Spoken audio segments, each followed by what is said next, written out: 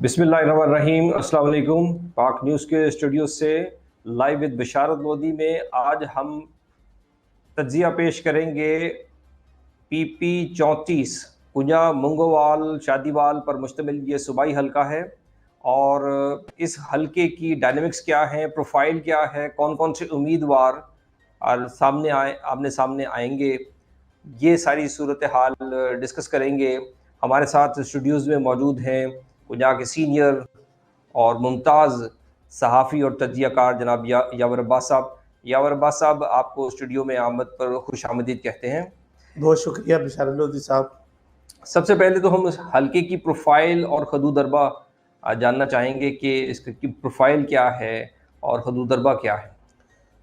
जी बिस्मिल्लाहिर्रहमानिर्रहीम। सबसे पहले तो इस हल्के का थोड़ा सा तारफ़ करवाते चले कि ये सबसे पहले इस हल्के का नाम जो है ना पीपी 94 था, और फिर उसके बाद इसका नेम चेंज होकर पीपी 110 हो गया। आजकल ये पीपी 34 इस हल्के का नंबर है। और ये हल्का जो है ये गुजरात सिटी के सराउंडिंग में तमाम देहात जो है वो इसमें शामिल है। जलालपुर जट्टा रोड के आद वाली खुई से लेकर जो है ना, जिसमें मोइनुद्दीनपुर, मदीना सईदा, जमालपुर सईदा, फुलरवान, चक मुबारक, गंदरा और साबोवाल से होते हुए ये फिर कुंजा, शादीवाल, मंगवाल और मंडी बहावुलदीन की हदबंदी तक जो है ना ये चला जाता है। और दरिया के किनारे के साथ साथ जितने मलिका देहात है वो सारा इस हल्के के की आबादी है, वो इस हल्के की में आते हैं लोग जन। ये यहाँ से मुसलसल चौधरी परवेज़ इलाही इलेक्ट होते आए हैं, और जो 85 से जब हम देखते हैं तो 85 88 जो भी इलेक्शन बाद में आए हैं, जो परवेज़ इलाही यहाँ से इलेक्ट होते आए हैं, तो उनके जो मद्दे मुकाबिल थे वो कौन कौन रहे हैं। जी बिल्कुल जी, ये बड़ी अहम बात है। और यहाँ जिक्र करते चले कि शायद ये पंजाब में या पाकिस्तान में वाहिद हल्का होगा जहाँ 80 की दहाई से लेकर आनवर्ड जितने भी इलेक्शन हुए हैं यहाँ चौधरी बरादरान का होल्ड रहा है। और चौधरी परवेज लाई मुसलसल जो है ना वो यहाँ से एमपीए बनते रहे। और फिर उसके बाद अगर उन्होंने अपनी नशिस्त छोड़ी तो उनके बेटे चौधरी मोनस लाई इस नशिस्त पर एमपीए मुंतखब हुए। 2004 के इलेक्शन में जब फिर परवेज लाई ने वजीर आला बने तो वो 2 हल्कों से इंतखाब जीते थे, तो उन्होंने अपना होम स्टेशन कुंजा का हल्का खाली किया और अपने दरीना दोस्त राजा बिशारत को रावलपिंडी से यहाँ लाकर ज़िमनी इलेक्शन लड़वाया। और राजा बिशारत ने उस इलेक्शन में जो परवेज लाई से भी डबल वोट हासिल कर लिए। और उसके बाद फिर से जब इलेक्शन होते आए तो यहाँ चौधरी परवेज लाई और मोनस लाई ही बार बार इलेक्शन जीते रहे, जिसकी बुनियादी वजह ये भी है कि इनके मद्दे मुकाबल जितने भी कैंडिडेट आए हैं वो मतवातर नहीं आए। हर दफ़ा जो है ना वो कैंडिडेट चेंज हो जाता था। और दूसरे नंबर पे हल्के से प्रॉपर भी नहीं होते थे। ज़्यादातर इम्पोर्टेड लोग जो है वो यहाँ हल्के से आके इलेक्शन लड़ते थे, जिनमें ज़्यादातर शख्सियात का तल्लुक गुजरात की सियासी ख़ानदान जोड़ा फैमिली से है। फिर समा बरादरान से वो नासिर समा साहब आए। यहाँ मैं ये जिक्र करता चलूँ कि सबसे पहले जो हमने 1988 का इलेक्शन देखा, जनरल ज़िया-उल हक की आमरीत के बाद जो पहला जमहूरी इलेक्शन हुआ, तो उसमें पीपल पार्टी के कैंडिडेट चौधरी शाहिद हमीद साहब थे, जो बाद में आज़ाद कश्मीर से एमएलए मुंतखब हुए, वहाँ वजीर भी रहे। तो चौधरी शाहिद हमीद का मुकाबला चौधरी परवेज साहब से हुआ और वहाँ कुंजा की मकामी शख्सियत राना मकसूद अहमद ने आज़ाद उम्मीदवार की हैसियत से इलेक्शन लड़ा और रिकॉर्ड वोट हासिल किए। फिर 88 के इलेक्शन के बाद जब 90 के इलेक्शन आए तो उस वक़्त यहाँ से मियाँ अब्दुल को गुजरात से ले जाकर उम्मीदवार बनाया गया। उसके बाद जब 93 के इलेक्शन आए तो फिर जो सरवर जोड़ा साहब वहाँ से कैंडिडेट बन गए, उनका तल्लुक भी गुजरात से था। और फिर इसी तरह 1997 में जब इलेक्शन हुए तो वहाँ से अरशद जोड़ा साहब, उनका तल्लुक भी गुजरात से था, उनको इलेक्शन में मद्दे मुकाबल उतारा गया। फिर इस तरह 2003 में गुजरात बार के साबिक सदर जनाब तारक बड़ाई साहब वो इलेक्शन में मद्दे मुकाबल उम्मीदवार आए। और फिर उसके बाद पीपल्स पार्टी का जो है ना वो कैंडिडेट गिरफ्त कमजोर मजीद होती गई, तो असल मुकाबला फिर 2013 से 18 तक जो है ना वो मुस्लिम लीग नून और चौधरी बरादरान में होता रहा। तो 2013 और 18 दोनों इलेक्शन जो है वो मुस्लिम लीग नून के प्लेटफॉर्म से चौधरी बरादरान के दरीना साथी जो रजा अली मता साहब, उन्होंने इलेक्शन में हिस्सा लिया लेकिन किसी दफा भी कामयाबी हासिल ना कर सके। और इस तरह से ये हल्का जो है ना हमेशा से फातिह चौधरी बरादरान रहे और उनसे इलेक्शन में दूसरी कोई भी मध्य मुकाबल पार्टी जो है वो ये हल्का नहीं छीन सकी। यावर साहब, ये क्या वजह है कि चौधरी परवेज इलाही वहाँ से मुसलसल कामयाब होते रहे? क्या अवामिल हैं? क्या वो बहुत वहाँ मकबूल हैं? क्या वो काम बहुत ज़्यादा करवाते हैं, तरक्याती काम भी जाहिर है कि वो करवाते हैं? क्या वजह है इसकी? इसकी जी मुख्तलिफ वजूहत पे अगर देखा जाए तो सबसे पहली बात यह है कि इस हल्के में ना ये और ये हल्का जो है ना ज्यादातर जट फैमिली से लोग रहते हैं देहातों में, और वो बहुत ज्यादा वोट बैंक की रिकॉर्ड तस्वर किया जाता है कि वो चौधरी बरादरान के साथ जाता है। और फिर दूसरी वजह यह है कि ये हल्का चूंकि एक वसी हल्का गुजरात के दो तरफ में है, आधा गुजरात से पंजाब की तरफ है, दूसरा एरिया जो है ना वो जलालपुर जट्टा साइड की तरफ है। और जो एक साइड से कैंडिडेट होता था तो दूसरी साइड के लोग जो है ना उससे इतने ज्यादा मुतारफ नहीं होते थे। फिर इस तरह अगर दूसरी साइड से कोई अगर कैंडिडेट आ जाता था तो उसकी ग्रिप जो है ना वो पंजाब वाली साइड पे नहीं होती थी। इसके अलावा मेन वजह जो है ना वो चौधरी परवेज लाई का बुनियादी तौर पर पंजाब के देहातों के जितने भी नुमाइंदगान थे उनसे बड़ा करीबी रवाबत रखते थे और उनके काम करते थे। और इस तरह इलाके में भी उन्होंने तरक्याती कामों का एक जाल बिछाया। इसमें कोई शक नहीं है कि चौधरी परवेज लाई ने बेतहाशा काम करवाया अपने, जब जब उनको इक़्तिदार मिला, मौका मिला, तो उन्होंने कुंजा से मुल्हिका जितने देहात हैं, छोटी से छोटी गांव में भी रास्ते जो है ना वो पुख्ता करवाए। फिर कुंजा को मंगवाल को सुई गैस का बहुत दरीना था, 3 दहाइयों से लोग डिमांड कर रहे थे। तो जब वज़ीर आला बने तो उन्होंने पहला काम यही किया कि अपने पूरे हल्के में सुई गैस लगवाई। इसी तरह बेशुमार दीगर तरक्याती काम भी उनकी कामयाबी में हिस्सा बने हैं। और इसके अलावा जो परवेज लाई अब चूंकि उन्होंने अपना रिहायश भी कुंजा में ही रख ली है, कुंजा हाउस उन्होंने बनाया है, तो ज्यादातर चौधरी मुनस लाई साहब का डेरा इधर ही रहता है, तो लोगों का वहाँ आना जाना होने की वजह से एक राब्ता और ज्यादा मजबूत हुआ है। और तीसरी बड़ी वजह यह है कि उनके मद्दे मुकाबल जितने भी लोग आए हैं उनकी मुस्तकिल मिजाजी नहीं है। वो आते हैं, इलेक्शन लड़ते हैं और उसके बाद हल्का से गायब हो जाते हैं। किसी ने भी कि मैं लगातार यहाँ जद्दोजहद करूं, और मैं समझता हूं कि उनके मद्दे मुकाबल जो पार्टियां रही हैं, सबसे पहले पीपल्स पार्टी का रूज होता था, तो उन्होंने भी इस हल्के को मजबूत करने के लिए कोई खातर खा काम ना किया। हालांकि 90 की दहाई में भी 2 दफा पीपल्स पार्टी को हुकूमत मिली और उसके बाद 2008 में पीपल्स पार्टी को हुकूमत मिली, 5 साल हुकूमत करने का मौका मिला। लेकिन कुंजा में चौधरी बरादरान के मुकाबले में कोई मजबूत कैंडिडेट वो तैयार ना कर सके।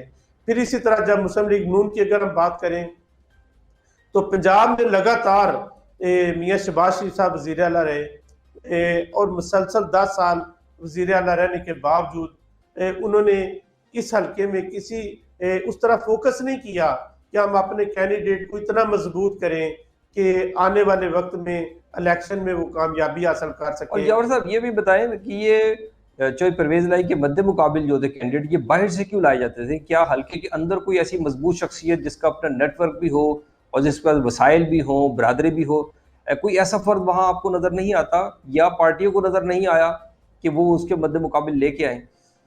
हाँ जी, ये बड़ा बिशारत लोधी साहब आपने अहम सवाल किया है कि इसमें तकरीबन देखा जाए तो बहुत सारे कैंडिडेट जो है जो भी चौधरी परवेज लाई के मद्दे मुकाबले इलेक्शन लड़ते थे उनमें ज्यादातर बाद में चौधरी बरादरान के धड़े में शामिल हो जाते रहे हैं।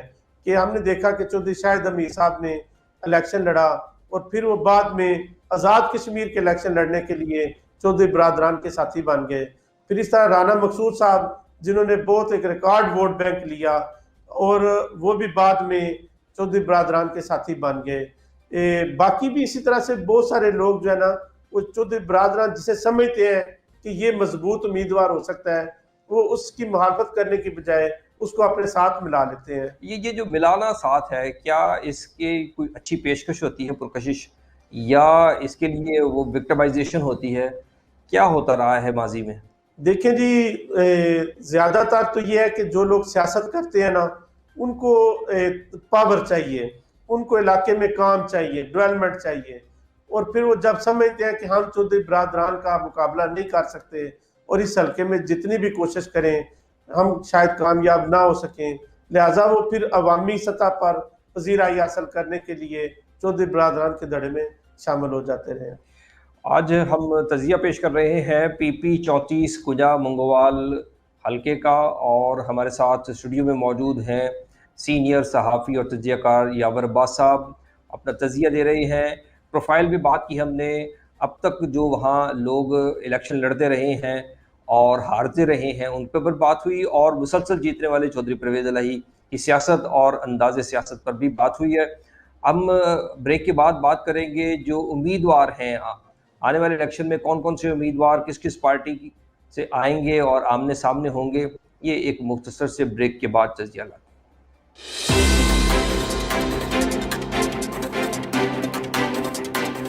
अस्सलाम वालेकुम नाजरीन, आप देख रहे हैं पाक न्यूज़। पाकिस्तान की आवाज़ पाक न्यूज़ ने अपनी बाकायदा नशरियात का आगाज़ कर दिया है। पाकिस्तान के किसी भी इलाके, गुजरात और इसके गिरदोनवा के इलाकाई मसाइल के हल के लिए पाक न्यूज़ बनेगा आपकी आवाज़। पाक न्यूज़ उठाएगा जुल्म के खिलाफ आवाज़। पाक न्यूज़ आपके मसाइल को हुक्काम बाला तक पहुँचाएगा। पाक न्यूज़ का अज़्म है कि वो अपने नाजरीन को बाखबर रखते हुए मुस्तनद खबरें और गैर जानिबदार तज्ज़ियों के साथ साथ शऊर और आगाही फराहम करता रहेगा। अगर आपके इलाके में करप्शन, लाकानूनियत या गैर ज़रूरी सरगर्मियाँ हो रही हैं तो हम बनेंगे आपकी आवाज़ और आपकी आवाज़ पहुँचाएंगे हुक्काम बाला तक।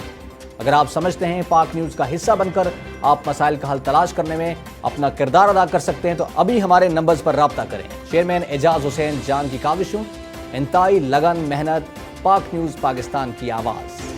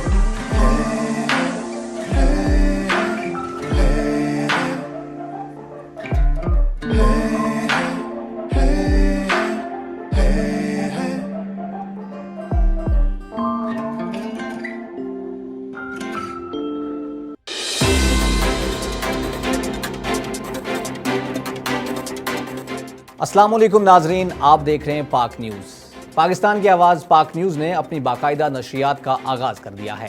पाकिस्तान के किसी भी इलाके, गुजरात और इसके गिरदोनवा के इलाकाई मसाइल के हल के लिए पाक न्यूज़ बनेगा आपकी आवाज़। पाक न्यूज़ उठाएगा जुल्म के खिलाफ आवाज़। पाक न्यूज़ आपके मसाइल को हुक्काम बाला तक पहुँचाएगा।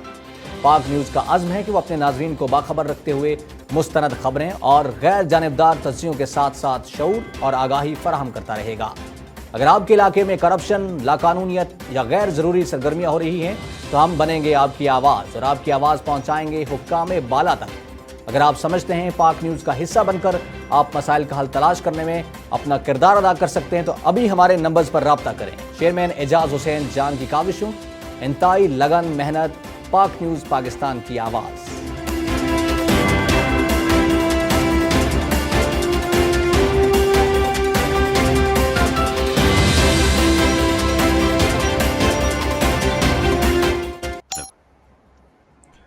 लाइव विद बशारत लोधी में वेलकम बैक। बात कर रहे हैं पीपी 34 का सूबाई हल्का है, कुंजा और मुंगोवाल और शादीवाल पर मुश्तमिल और दीगर देहात हैं।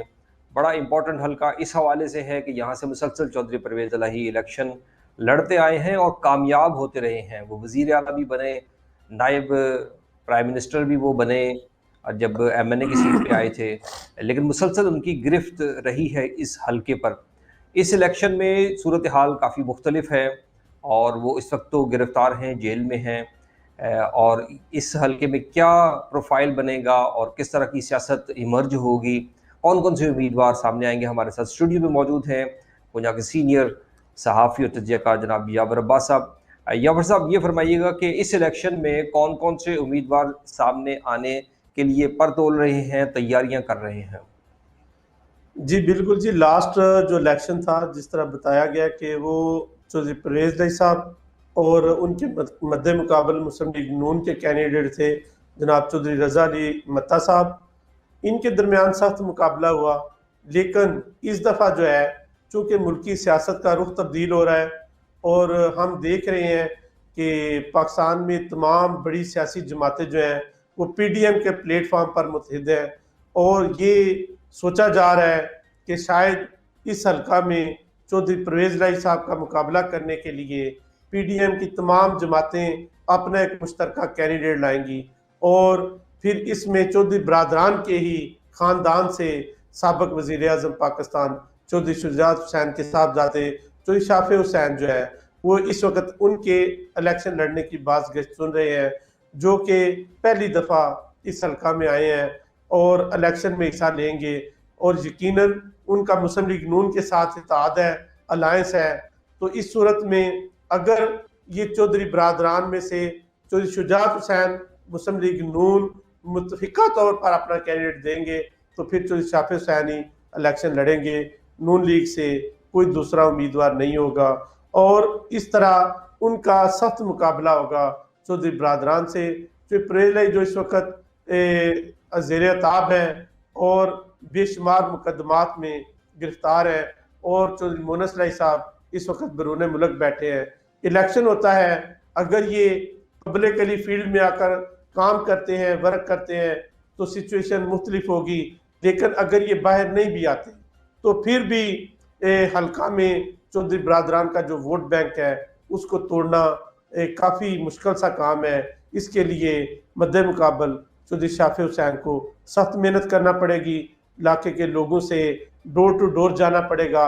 लेकिन इसके साथ साथ हमने ये भी देखना है कि दीगर जमातों के भी काफ़ी ज़्यादा उम्मीदवार यहाँ मैदान में। यावर साहब, ये बताइए कि अगर आते हैं शाफे साहब यहाँ, और क्या वो डेंट डाल सकेंगे चौधरी परवेज़ इलाही के हल्के में? और क्या अब वहाँ जो उनके ग्रुप्स हैं और उनकी जो फॉलोइंग है वो इरोजन का शिकार होगी, वो तहलील होगी जो शाफे हुसैन के आने के बाद? आपका क्या ख्याल है, क्या तज्जिया आपका? इस हल्का में अगर चौधरी परवेज़ इलाही साहब किसी वजह से इलेक्शन में गवर्नमेंट ने नहीं लड़ने दिया जाता उनको, तो इसके अलावा भी उनके मद्दे मुकाबल जो है हम देखें तो लास्ट इलेक्शन में तीसरी बड़ी जमात के तौर पर उभरी थी तहरीक लब्बैक पाकिस्तान और उनके कैंडिडेट थे खालिद महमूद चिश्ती, जिन्होंने को लगभग 20,000 के करीब वोट लिया था। और इस दफा तहरीक लब्बैक में भी दो कैंडिडेट आ चुके हैं, एक खालिद चिश्ती साहब है और उनके साथ मंगोआल से एक बहुत उभरता हुआ सियासी नाम मिर्जा मुख्तार साहब, जिन जो पहले पीटीआई में थे और फिर उन्होंने उनका वहाँ एक अपने तलीमी इदारे हैं और वहाँ उनका इलाके में एक बहुत बड़ा नाम है, तो वो भी तहरीक लब्बैक के उम्मीदवार के तौर पर सामने आ रहे हैं। फिर इसके अलावा पीपल्स पार्टी से इस दफ़ा कुंजा से तल्लक रखने वाले मलक समीउल्लाह अवान साहब जो हैं वो मैदान में उतरे हुए हैं और डोर टू डोर काफ़ी अर्सा से कैंपेन कर रहे हैं। फिर इसके अलावा अगर हम देखें तो जमात इस्लामी भी हर इलेक्शन में अपना हिस्सा जरूर लेती है और कुंजा के नुमाइंदों राज्य की से सजाद अहमद वड़ाई साहब वो भी लगातार इलेक्शन में हिस्सा लेते आ रहे हैं और इस दफ़ा भी इलेक्शन में हिस्सा लेंगे।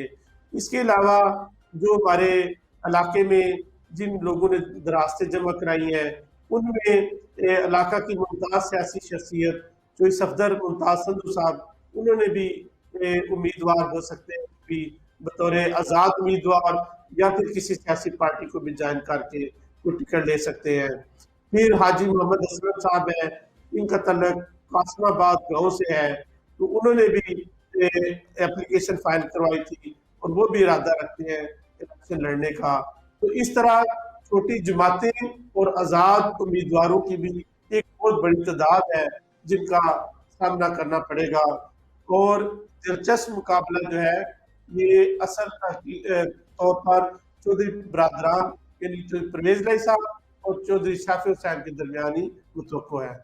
और जो पीस पार्टी के जो उम्मीदवार हैं, जी, पीपल्स पार्टी के उम्मीदवार मलक समीउल्लाह खान साहब का बताया कि उनका तल्लक कुंजा से है, लेकिन हम देखते आ रहे हैं कि गुज़िश्ता 2 इलेक्शन जो है उसमें पीपल्स पार्टी की कारकर्दगी जो है वो कोई खासी सामने नजर नहीं आई। तो एक विनिंग पार्टी जो थी वो अब डिफेंडिंग पे आ गई है और बिल्कुल माइनर से उनके वोट होते हैं।